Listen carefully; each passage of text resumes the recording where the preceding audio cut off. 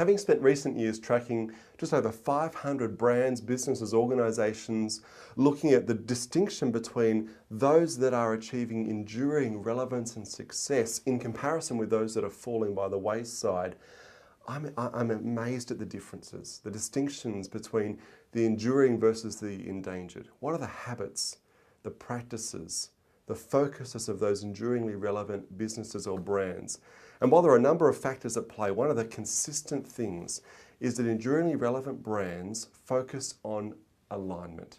As they adapt and evolve and change, they make sure that what they're doing and how they're doing things never gets out of alignment with who they are and why they're in business. To put it simply, enduringly relevant brands are constantly willing to recalibrate. To be like, I remember when I was in Scouts as a younger kid, we'd go off into the wilderness. We'd be dropped off on a Friday and they'd give us a map and a compass and our supplies and say, we'll meet you on Sunday at these grid coordinates.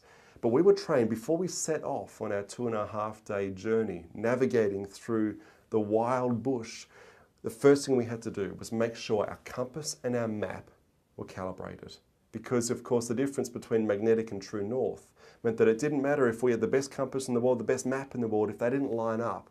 If they weren't in alignment, we would wander off track gradually over time and end up somewhere very different to where we thought we were going. And it's exactly the same in businesses. Businesses that wander off track, organisations that lose their way, at some point typically have got out of alignment. They've lost sight of what their core DNA is, I guess what their true north is. I mean, look at Kodak. Kodak, I think, is a brilliant example of a company, a brand that got out of alignment. They fell into the trap that so many successful businesses do, where somewhere in the middle of the 1900s, they started to define themselves by the products they sold and the markets they were operating in, and lost sight of who they were and why they were in business in the first place. Because if you think about it, from the company's inception, Kodak was in the memory preservation business. And somewhere in the middle of last century, they started to see themselves as being in the film business, which worked fine as long as we all kept buying film. Now, as soon as it became clear that film was on the way out in the mid-70s, if at that point Kodak had recalibrated, they could have asked the question, how do we help our customers preserve their memories in a post-film era? Now, they didn't ask that question.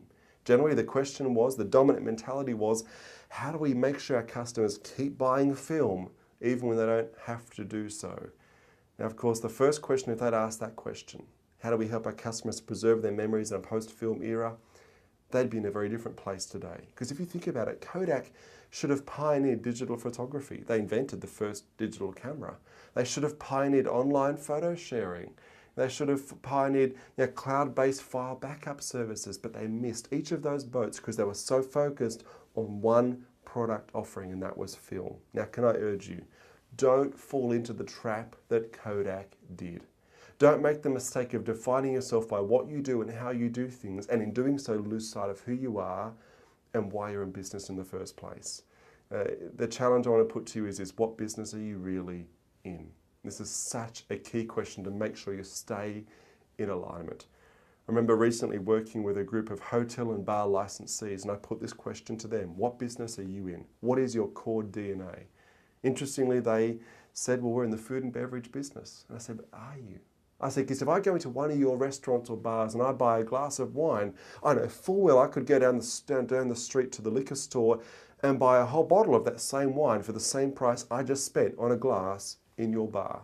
So why the difference? Why am I willing to pay that premium? It's because you've created an atmosphere or an experience that I perceive as valuable. And I said to them, I said, you guys, you're in the atmosphere, the experience business. That's the business you're in. Food and beverage is just one way you do it. And so I want to put the same question to you. What business are you in? What's your core DNA? What is your true north? If you want to last the distance and win the battle to stay relevant over the long haul, make sure you stay in alignment with that.